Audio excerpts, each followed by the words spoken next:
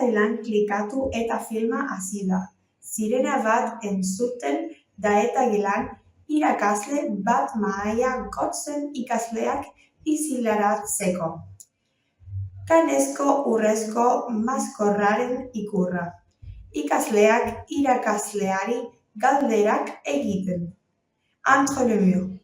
Ikasleak elkarrekin haserre. Un film de Laurent Cantet.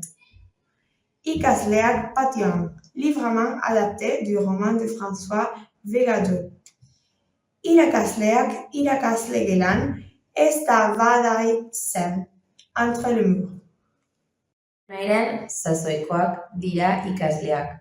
Gomutatzen du mugikorrera lehenengo aldiz. Mezu bidali zidan eguna. Ura poza. Hilabetetan zehar bidaltzen. Nizkion nik mezuak berari. Mezu arruntak. Abizuak ematenetan. Halako orduan iriziko naiz. Bestelako orduan errepasatuko dugu lezioa. Berak jaso bai, egiten zituen, baina erantzuznik ez. Ezkenean erantzun zidan arte. Mezuaren edukiak ez du garantirik. Ados edo hantxe egongo naiz.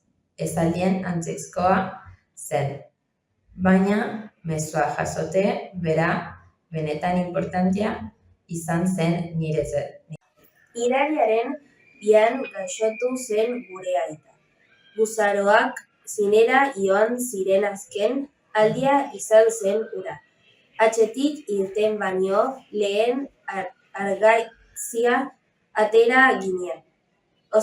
Azken agarat biak batera handik bueltan ondoezik zentu zen. Ospitalera eraman zuten, pankreatitisa.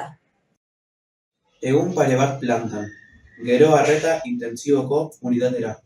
Egunero egiten genion, bizita. Ordu erdi goizez, ordu erdi arratsaldez. Normalean hitz egiten zigun, baita goibel bazegoen ere.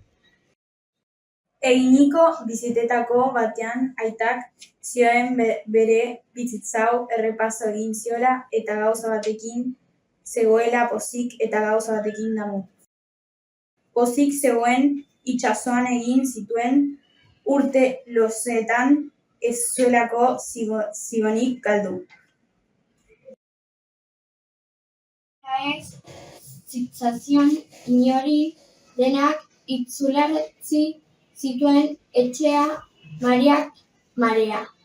Olaturik handi enan ibili arren.